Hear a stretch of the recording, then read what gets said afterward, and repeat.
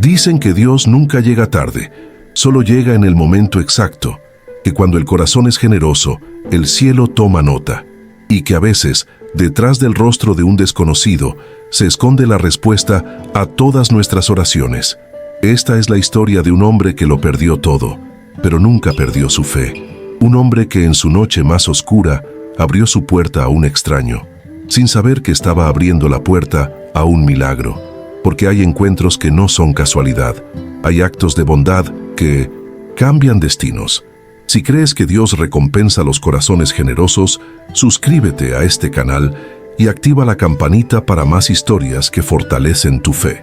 Y si sientes que esta historia va a tocar tu alma, déjame un amén en los comentarios, porque cada historia que compartimos aquí tiene un propósito: recordarte que la bondad nunca es en vano, que el bien siempre vuelve. Ahora sí, te invito a conocer a Ernesto, un hombre cuya fe fue probada en la tormenta más violenta de su vida. Ernesto tenía 58 años y manos que parecían mapas de su vida. Manos ásperas, marcadas por décadas de trabajo honesto, manos que sabían reparar cualquier bicicleta por vieja que estuviera. Vivía en una casa modesta de adobe en las afueras de San Miguel de Allende, una construcción humilde con paredes agrietadas que resistían el paso del tiempo como él mismo resistía las dificultades. Cada mañana, antes de que el sol pintara de dorado las montañas distantes, Ernesto se arrodillaba frente al crucifijo de madera que colgaba sobre su cama. Era el mismo crucifijo que su madre le había dado antes de morir, con el Cristo tallado a mano por su abuelo. «Señor», susurraba con voz ronca, «no pido riquezas, solo fuerzas para seguir adelante. Dame sabiduría para cuidar de Lucía. Amén». Lucía era su nieta de 12 años, una niña de ojos grandes y sonrisa frágil que había quedado huérfana 3 años atrás, cuando sus padres murieron en un accidente. Desde entonces, Ernesto era todo lo que ella tenía, y Lucía era todo lo que le quedaba a él después de perder a su esposa Rosa, quien había partido apenas 2 meses después de la tragedia que se llevó a su hijo y nuera. El taller de bicicletas de Ernesto estaba junto a su casa, un pequeño cobertizo con techo de lámina oxidada, donde se amontonaban ruedas, cadenas y herramientas heredadas. Cada peso que ganaba lo contaba con cuidado, porque Lucía necesitaba medicamentos costosos para su corazón débil. Los doctores habían sido claros: sin tratamiento constante, la niña no llegaría a la adultez, pero Ernesto nunca se quejaba. Trabajaba desde el amanecer hasta que sus ojos ya no podían enfocar en la oscuridad. Y siempre, siempre, encontraba un momento para sonreírle a Lucía y decirle: «Todo va a estar bien, mi cielo. Dios proveerá». La vida no había sido amable con Ernesto. Recordaba con claridad dolorosa aquel día de septiembre, cuando recibió la llamada. El autobús en el que viajaban su hijo Mario y su nuera Patricia había caído por un barranco en la carretera. No hubo sobrevivientes adultos, solo Lucía, que quedó con el corazón dañado por el trauma del accidente y la pérdida. Rosa, su esposa, nunca se recuperó del golpe. 70 días después, su corazón simplemente se detuvo mientras dormía. Los médicos dijeron que fue un infarto, pero Ernesto sabía la verdad. Rosa había muerto de tristeza, de ese dolor que no tiene cura, que se lleva a las madres cuando pierden a sus hijos. Desde entonces, Ernesto vivía con 200 pesos a la semana después de pagar el alquiler del pequeño terreno y comprar lo básico: frijoles, tortillas, arroz, leche para Lucía. Los medicamentos de la niña costaban 1,800 pesos al mes. Cada mes era una lucha, una carrera contra el tiempo y contra la realidad matemática de sus finanzas. Don Tomás, el farmacéutico del pueblo, le fiaba a veces. «No te preocupes, Ernesto, págame cuando puedas», le decía con palmadas en el hombro. Pero Ernesto veía la preocupación en sus ojos, sabía que estaba abusando de su bondad. En el mercado las miradas de algunos vecinos lo seguían, susurraban: «Pobre hombre, está envejeciendo rápido. ¿Cómo va a mantener a esa niña? Debería dejar que los servicios sociales se la lleven, que la adopte una familia que pueda cuidarla». Pero Ernesto jamás consideraría esa posibilidad. Lucía era su sangre, su responsabilidad, su razón para levantarse cada día. Cuando ella le preguntaba, «Abuelito, ¿por qué somos pobres?», él le respondía con ternura, «No somos pobres, mi amor, somos ricos en fe, y eso vale más que todo el oro del mundo». Por las noches, después de acostar a Lucía, Ernesto se sentaba en el pequeño patio de tierra y miraba las estrellas.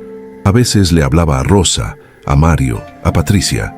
«Cuiden de nosotros desde allá arriba», les pedía, y siempre terminaba sus conversaciones nocturnas con la misma frase: «Señor, sé que me estás probando, dame fuerzas para no fallar».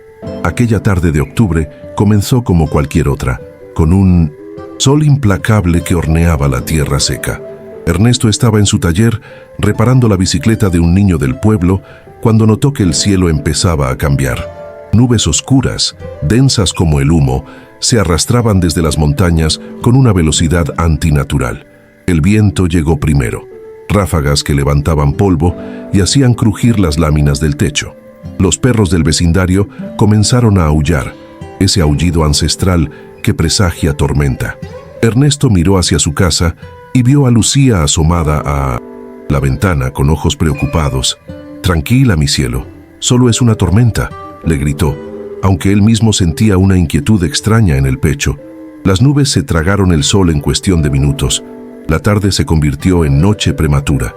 Los truenos comenzaron a retumbar en la distancia, cada vez más cerca como tambores de guerra celestiales. Ernesto guardó sus herramientas apresuradamente, cerró la puerta del taller con un candado oxidado y corrió hacia la casa. «Lucía, cierra las ventanas, todas», ordenó mientras aseguraba la puerta principal con una tranca de madera. La lluvia llegó con furia. No fue una lluvia gradual, sino un diluvio repentino que golpeaba el techo con la fuerza de miles de puños. El viento silbaba por las rendijas de la casa, y los relámpagos iluminaban el interior con destellos blancos y cegadores que hacían saltar las sombras. Ernesto encendió 2 velas y las colocó frente a la imagen del Sagrado Corazón que Rosa había colocado en la sala años atrás. Lucía se acurrucó junto a él en el viejo sofá de tela raída, temblando no solo por el frío, sino por el miedo. «Abuelito, tengo miedo», susurró la niña. Ernesto la abrazó con fuerza. «No temas, mi amor. Dios está con nosotros, siempre ha estado con nosotros». Cerró los ojos y comenzó a rezar en voz baja: «Padre nuestro que estás en los cielos, protégenos de esta tormenta. Cúbrenos con tu manto sagrado, que tu voluntad se haga». Las horas pasaron lentamente. La tormenta no amainaba. Era como si el cielo hubiera decidido descargar toda su ira sobre aquella pequeña casa de adobe. Cerca de la medianoche, cuando Lucía finalmente se había quedado dormida en sus brazos, Ernesto la llevó cuidadosamente a su cama y la arropó con la única cobija gruesa que tenían. Regresó a la sala, se arrodilló frente al crucifijo y rezó con más intensidad: «Señor, si esta tormenta es una prueba, dame la fortaleza para superarla. Si es un castigo, que caiga sobre mí y no sobre Lucía. Ella es inocente. Protégela, te lo suplico». Los golpes en la puerta fueron tan fuertes que Ernesto pensó por un momento que era el trueno, pero se repitieron. 3 golpes desesperados, urgentes. Su corazón se aceleró. ¿Quién podría estar afuera en una noche como esta? Miró hacia la ventana, pero solo vio oscuridad y cortinas de lluvia. Los golpes resonaron de nuevo, acompañados ahora de una voz ahogada: «Por favor, ayuda, ayúdeme». Ernesto se quedó paralizado. Cada instinto de supervivencia le gritaba que no. Abriera. Eran tiempos peligrosos. Había escuchado historias de asaltantes que fingían estar en problemas para que la gente abriera sus puertas. Pero esa voz, había algo en esa voz que sonaba genuinamente desesperada. «Por favor, me voy a morir aquí afuera». Ernesto miró el crucifijo. Las velas parpadeaban proyectando sombras danzantes sobre el rostro de Cristo. Y entonces escuchó algo dentro de su pecho, no con los oídos, sino con el alma. Una voz suave, casi imperceptible: «Abre». Con manos temblorosas quitó la tranca de madera, giró la manija. La puerta se abrió con un chirrido y el viento la empujó violentamente hacia adentro. Frente a él había un hombre empapado hasta los huesos. Su ropa cara, un traje que alguna vez fue elegante, estaba rasgada y cubierta de lodo. Un hilo de sangre corría por su frente desde una herida sobre su ceja derecha. Temblaba incontrolablemente, con los labios azulados por el frío. «Por favor», jadeó el hombre. «Mi auto se salió del camino. Mi teléfono no funciona. Necesito ayuda». Ernesto dudó solo un segundo más. Luego se hizo a un lado. Entre rápido». El hombre prácticamente se derrumbó dentro de la casa. Ernesto cerró la puerta contra el embate del viento y observó al extraño. Era mayor que él, quizás 65 años, con cabello gris despeinado y ojos que revelaban terror genuino. «Gracias, gracias», repetía el hombre entre dientes castañeantes. Ernesto sintió algo removerse en su interior. No era miedo, era compasión. Ese mismo impulso que Rosa siempre había tenido, ese impulso que ella le había enseñado. Cuando alguien necesita ayuda, tú ayudas, sin preguntas, sin condiciones. «Siéntese aquí», dijo Ernesto, guiando al hombre hacia el sofá. «Voy a buscar algo para limpiarle esa herida».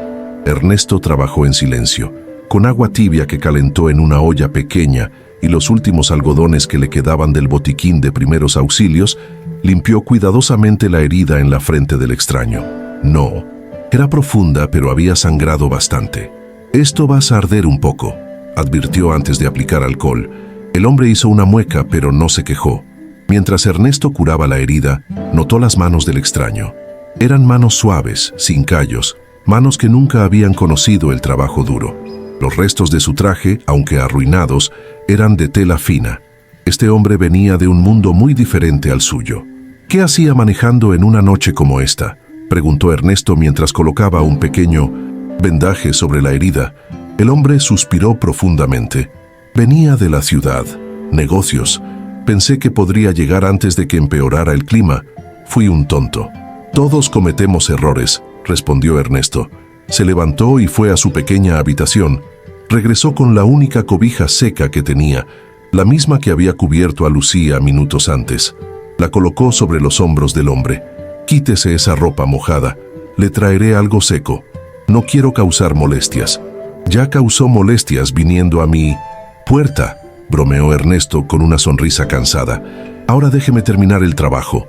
Le dio al hombre una camisa vieja de franela y pantalones que le quedaban grandes. Mientras el extraño se cambiaba detrás de una cortina improvisada, Ernesto fue a la cocina. Quedaba un poco de sopa de frijol que había preparado para la cena, apenas suficiente para una persona, pero la dividió en 2 tazones de barro. Cuando el hombre salió, parecía un espantapájaros con esa ropa demasiado grande, pero al menos ya no temblaba tanto. Ernesto le extendió el tazón humeante. «Es todo lo que tengo, pero está caliente». El hombre tomó el tazón con ambas manos como si fuera el tesoro más valioso del mundo. «No sabe cuánto se lo agradezco». «¿Cómo se llama?» «Ernesto». «¿Y usted?» «Ricardo. Ricardo Mendoza». Se sentaron juntos en el sofá, comiendo en silencio mientras la tormenta continuaba su furia afuera. Después de terminar su sopa, Ricardo observó la casa modesta, las paredes agrietadas, las pocas pertenencias. «Usted no tiene mucho», dijo Ricardo en voz baja, sin juicio en su tono, solo una observación. «Tengo lo suficiente», respondió Ernesto. «Tengo un techo, tengo salud para trabajar y tengo a mi nieta. Eso es más de lo que muchos tienen». Ricardo miró el crucifijo en la pared, las velas que seguían ardiendo. «Es usted un hombre de fe. Es lo único que tengo cuando todo lo demás falla», admitió Ernesto. «Mi esposa solía decir que la fe no depende de lo que tengas, sino de lo que crees cuando no tienes nada. Y yo he aprendido a creer». Ricardo guardó silencio por un largo momento. Luego preguntó: «¿Por qué me ayudó? Pudo haberme dejado afuera. En estos tiempos nadie confía en extraños». Ernesto sonrió con tristeza. «Hace 3 años, mi hijo y mi nuera murieron en un accidente. Cuando recibí la noticia, un completo desconocido, un enfermero del hospital, me abrazó mientras yo lloraba. No tenía que hacerlo, pero lo hizo. Me dijo: el dolor es pesado, pero nadie debería cargarlo solo. Ese hombre me enseñó algo importante, que la humanidad no se trata de lo que tienes, sino de lo que das cuando no te queda nada». Ricardo tenía lágrimas en los ojos. «Tengo más fe que miedo», murmuró Ernesto. Y esa fe me dice que usted necesitaba ayuda esta noche. Así que aquí está. Cuando salga de aquí, cuando pueda hacer una llamada, le voy a compensar por todo esto, prometió Ricardo con voz firme. Se lo juro. Ernesto negó con la cabeza. No necesito compensación. Solo asegúrese de hacer lo mismo por alguien más cuando tenga la oportunidad. Así es como funciona la bondad. Se multiplica. La tormenta finalmente se calmó cerca de las 5 de la mañana. El silencio después de horas de ruido era casi ensordecedor. Ernesto, que apenas había dormitado en su silla, se levantó y abrió la puerta. El mundo afuera parecía recién lavado. El cielo comenzaba a aclararse con tonos rosados y dorados. El aire olía a tierra mojada y a vida renovada. Ricardo se acercó a la puerta, ahora luciendo más compuesto aunque todavía vestía la ropa prestada. Mi auto no debe estar lejos, dijo. Creo que puedo caminar hasta encontrar señal para mi teléfono. Ernesto asintió. Tenga cuidado con los caminos, estarán llenos de lodo. Ricardo se volvió hacia él, y por un momento pareció querer decir algo importante, pero solo extendió su mano. Gracias, Ernesto. Nunca olvidaré lo que hizo por mí esta noche. Nunca.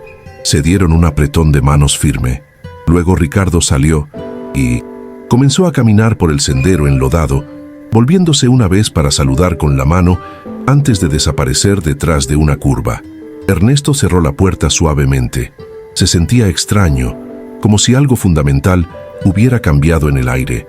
No podía explicarlo, pero había una sensación de anticipación, como si el universo estuviera conteniendo la respiración. Lucía despertó poco después. Abuelito, ¿qué fue todo ese ruido anoche? Solo una tormenta, mi cielo. Ya pasó. Esa mañana, mientras preparaba el desayuno con los últimos huevos que tenían, Ernesto rezó su oración matutina con una intensidad renovada. Había algo diferente en su voz, una certeza que antes no estaba ahí. 3 semanas pasaron, 3 semanas en las que la vida de Ernesto se volvió aún más difícil. Lucía empeoró. Una noche la encontró en el piso de su habitación, pálida y jadeando. La llevó al médico del pueblo, quien lo miró con gravedad. Don Ernesto, el corazón de la niña está fallando más rápido de lo que pensábamos. Necesita ver a un especialista en la capital. Necesita estudios, posiblemente cirugía. Estamos hablando de mucho dinero. ¿Cuánto?, preguntó Ernesto, aunque sabía que cualquier cantidad sería imposible. Entre los estudios y el tratamiento, unos 200,000 pesos. Quizás más. El mundo se tambaleó bajo los pies de Ernesto. 200,000 pesos. Podría trabajar toda su vida y nunca reunir esa cantidad. Esa noche, después de acostar a Lucía, quien ahora apenas tenía fuerzas, para sonreír, Ernesto se arrodilló frente al crucifijo, pero esta vez no rezó con palabras, solo lloró. Lloró como no había llorado desde la muerte de Rosa. Lágrimas silenciosas que caían sobre sus manos ásperas y curtidas. ¿Por qué, Señor?, finalmente susurró. ¿Por qué ella? Es solo una niña. No ha hecho nada malo. Llévame a mí si quieres, pero déjala vivir. Por favor, te lo suplico. No me la quites como me quitaste a los demás. Los días siguientes fueron un infierno de impotencia. Manomei, Tomás el farmacéutico, le dijo que ya no podía darle más crédito. Lo siento, Ernesto. Tengo que pagar a mis proveedores. En el mercado, las miradas de lástima se multiplicaron.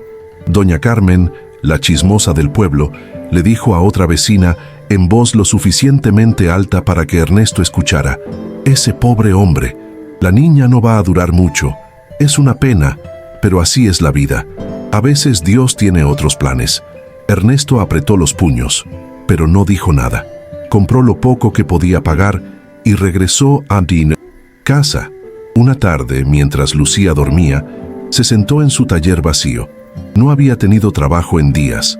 La gente del pueblo sabía de sus problemas y algunos, cruelmente, habían comenzado a llevar sus bicicletas a otro lado, como si la mala suerte fuera contagiosa. Rosa habló al aire, a su esposa muerta. No sé qué hacer. He trabajado toda mi vida. He sido honesto. He ayudado cuando he podido.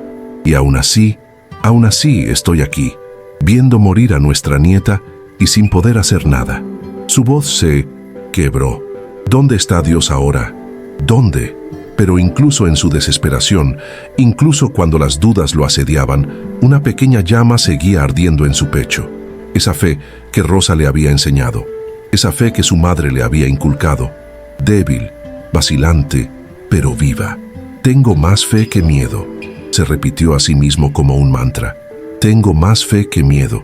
El auto negro y reluciente que se detuvo frente a la casa de Ernesto un jueves por la tarde parecía tan fuera de lugar como un diamante en un campo de piedras. Era un Mercedes-Benz que brillaba bajo el sol, con vidrios polarizados y rines cromados que reflejaban la luz. Ernesto estaba en su taller, tratando de reparar su propia bicicleta oxidada, cuando escuchó el motor. Salió limpiándose las manos en un trapo sucio y se quedó inmóvil al ver el vehículo. La puerta del conductor se abrió y salió un chofer uniformado, pero fue la puerta trasera la que captó toda la atención de Ernesto. De ella emergió un hombre en traje impecable, con cabello gris perfectamente peinado y zapatos que probablemente costaban más que todo lo que Ernesto poseía. Le tomó un momento reconocerlo, pero cuando lo hizo, su corazón dio un vuelco. ¿Ricardo? Ricardo Mendoza sonrió ampliamente y caminó hacia él con pasos seguros. Ya no era el hombre empapado y aterrorizado de aquella noche de tormenta. Este era un hombre transformado, o quizás un hombre revelado en su verdadera forma. Ernesto, dijo Ricardo, y había emoción genuina en su voz. He estado buscándote. No fue fácil encontrar tu casa de nuevo. Se dieron un abrazo. Ernesto, confundido y abrumado, apenas podía procesar lo que estaba pasando. No entiendo. Ricardo lo tomó por los hombros. Déjame explicarte. Aquella noche, después de que me ayudaste, caminé hasta encontrar señal y llamé a mi chofer. Me recogió y me llevó a la ciudad. Pero no podía dejar de pensar en ti, en lo que hiciste. Solo hice lo que cualquier persona decente habría hecho, murmuró Ernesto. No. Ricardo negó firmemente. No tienes idea de cuán equivocado estás. ¿Sabes quién soy, Ernesto? Soy el dueño de Medisalud, una cadena de clínicas privadas en todo el estado. Tengo dinero, poder, contactos, y aquella noche, perdido en esa tormenta, asustado, sangrando, toqué 5 puertas antes de llegar a la tuya. ¿Sabes qué pasó en esas 5 casas? Ernesto negó con la cabeza, con un nudo en la garganta. Nadie abrió. Escuché voces adentro, vi luces, pero nadie abrió. Me dejaron ahí, en la lluvia, gritando, hasta que llegué a tu puerta. Ricardo tenía lágrimas en los ojos ahora. Tú, que no tienes nada, me diste todo, tu comida, tu cobija, tu cuidado. No preguntaste quién era, no pediste nada a cambio, solo me ayudaste. Ricardo, déjame terminar. Aquella noche me hizo reflexionar sobre mi vida, sobre el hombre en que me había convertido. Yo tengo tanto, Ernesto, tanto, y sin embargo, me he vuelto mezquino, desconfiado. He olvidado lo que significa la bondad verdadera, hasta que te conocí. Ricardo sacó un sobre del bolsillo interior de su saco. He estado investigándote. Sé lo de tu nieta Lucía. Sé que está enferma. Sé que necesita tratamiento urgente. Las piernas de Ernesto casi cedieron. ¿Cómo? Pregunté en el pueblo. Y cuando supe exactamente qué tenía que hacer. Ricardo le extendió el sobre. Esto es una carta de autorización para tratamiento médico completo y gratuito en mi mejor clínica de la capital. Lucía recibirá todos los estudios que necesite, toda la atención médica, incluyendo cirugía si es necesaria. Todo pagado, indefinidamente. Ernesto tomó el sobre con manos temblorosas. No podía hablar. Las lágrimas corrían libremente por sus mejillas curtidas. Pero eso no es todo, continuó Ricardo. Necesito un supervisor de mantenimiento para mis clínicas. Alguien honesto, trabajador, confiable, alguien que sepa reparar cosas, que entienda el valor del trabajo bien hecho. El salario es de 12,000 pesos al mes, con prestaciones completas, incluyendo seguro médico para toda tu familia. No puede ser real. Ernesto apenas podía respirar. Es real. Es más real que cualquier otra cosa que haya hecho en mi vida. Ricardo lo abrazó de nuevo. Tú me salvaste aquella noche, Ernesto. No solo de la tormenta. Me salvaste de mí mismo. Me recordaste lo que realmente importa. Ahora déjame devolverte una fracción de lo que me diste. Los meses siguientes fueron como un sueño del que Ernesto temía despertar.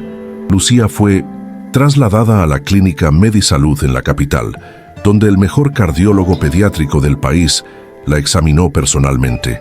Los estudios revelaron que necesitaba cirugía, pero era operable. Una operación delicada, sí, pero con altas probabilidades de éxito. Ernesto se quedó con ella durante toda la hospitalización, durmiendo en una silla junto a su cama. Ricardo visitaba seguido, trayendo flores, libros para Lucía, palabras de aliento. El día de la cirugía, Ernesto pasó 6 horas en la capilla del hospital, de rodillas, rezando sin parar. Señor, tú me has dado tanto, por favor completa este milagro, sálvala. Cuando el cirujano salió con una sonrisa en el rostro, diciendo, la operación fue un éxito total, Ernesto se derrumbó en llanto. Pero esta vez eran lágrimas de júbilo, de gratitud tan profunda que no cabía en palabras. 3 semanas después, Lucía estaba de vuelta en casa, más fuerte de lo que había estado en años. Su color había vuelto. Su sonrisa era genuina. Corría por el patio de tierra, ahora reparado y embellecido gracias a Ricardo, con una energía que Ernesto nunca pensó que volvería a ver. El trabajo en Medisalud era más de lo que Ernesto había soñado.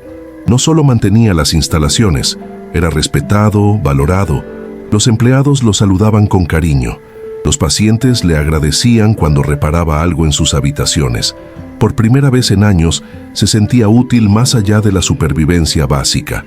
Con su primer sueldo completo, Ernesto hizo algo que no había podido hacer en mucho tiempo.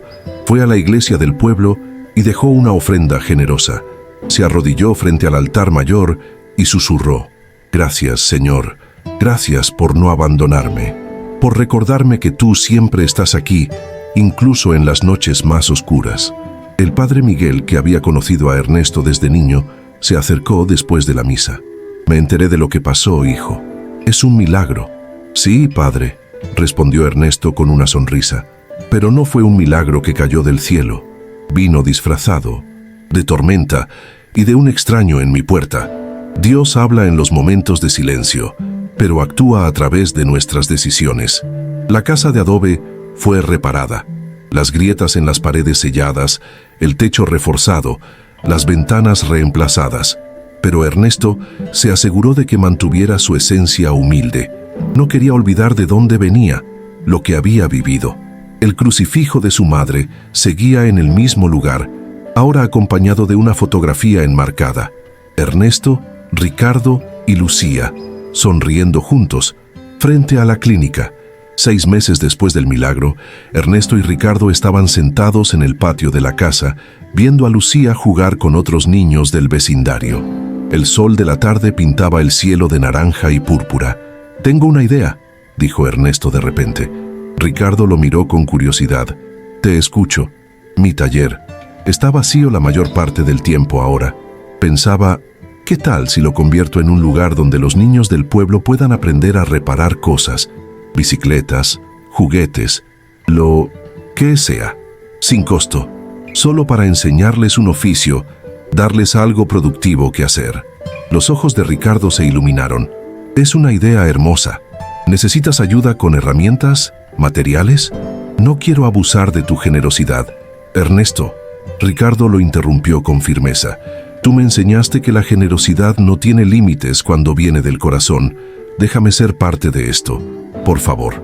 Así nació el Taller de la Esperanza, como lo bautizó doña Mercedes, la maestra del pueblo. Cada sábado, por la mañana, entre 5 y 10 niños se reunían en el cobertizo, que alguna vez fue solo el lugar de trabajo solitario de Ernesto. Ahora estaba lleno de risas, preguntas, manos pequeñas aprendiendo a usar destornilladores y llaves inglesas. Ernesto les enseñaba no solo a reparar objetos, sino lecciones de vida. Cuando algo se rompe, les decía mientras mostraba cómo enderezar un rin doblado, la mayoría de la gente solo lo tira, pero con paciencia y las herramientas correctas, casi todo puede repararse, incluyendo los corazones. Los padres comenzaron a notar cambios en sus hijos: menos tiempo en las calles, más responsabilidad, más orgullo en su trabajo. Don Hernández, que al principio había sido escéptico, llegó un día con lágrimas en los ojos. «Mi hijo Pablo», le dijo a Ernesto, «reparó la silla de ruedas de su abuela. Yo llevaba meses diciéndole que la llevaría al pueblo a arreglarla, pero nunca tenía tiempo. Él la arregló solo, con lo que aprendió aquí, y luego me dijo: «Papá, don Ernesto dice que ayudar no cuesta dinero, solo cuesta amor». Me hizo llorar Ernesto.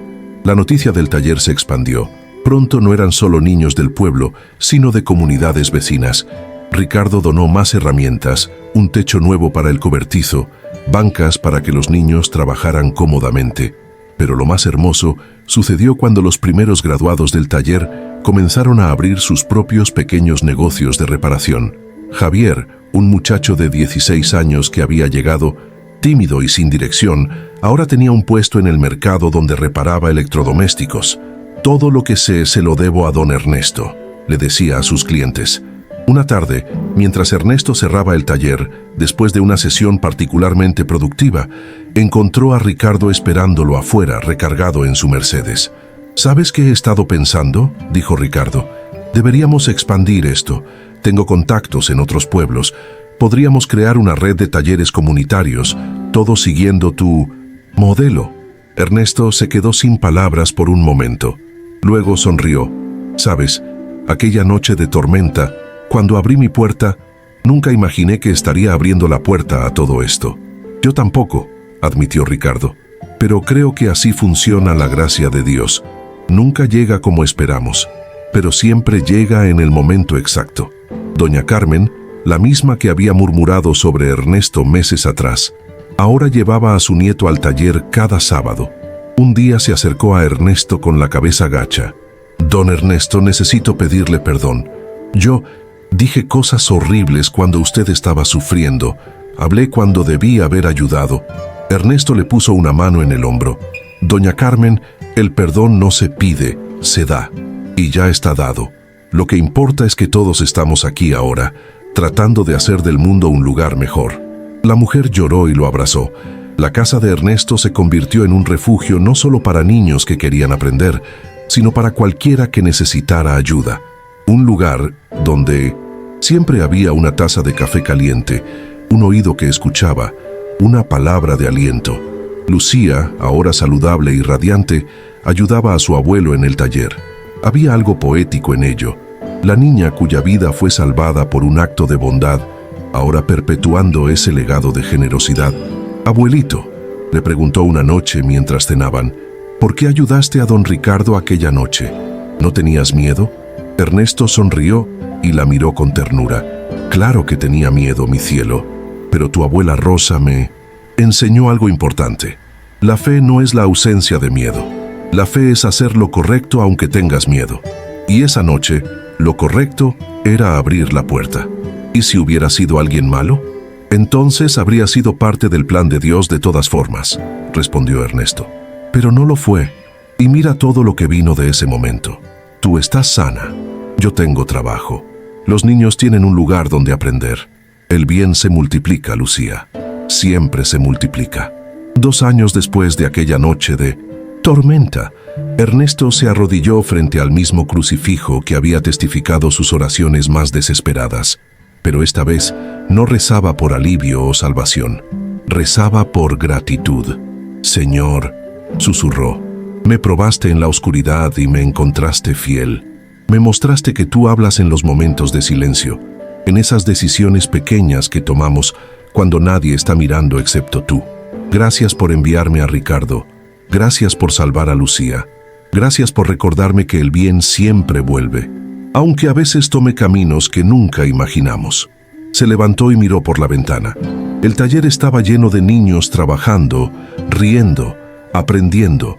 Ricardo llegaba en su Mercedes, trayendo más materiales donados. Lucía corría a abrazarlo con la energía de quien ha sido devuelto a la vida.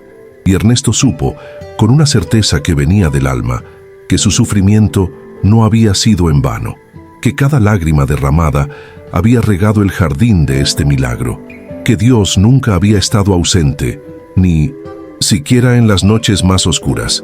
Solo había estado preparando algo más grande de lo que Ernesto podía imaginar. Porque así funciona la fe. No elimina las tormentas, pero promete un arco iris después de la lluvia. No evita el sufrimiento, pero lo transforma en testimonio.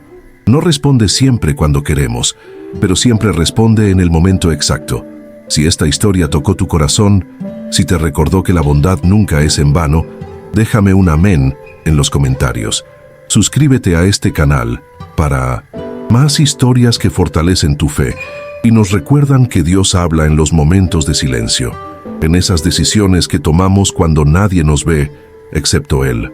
Comparte esta historia con alguien que necesite recordar que el bien siempre vuelve, que las tormentas pasan y que detrás de cada puerta que abrimos con fe puede estar esperando un milagro, porque Dios nunca llega tarde, solo llega en el momento exacto. Que Dios te bendiga.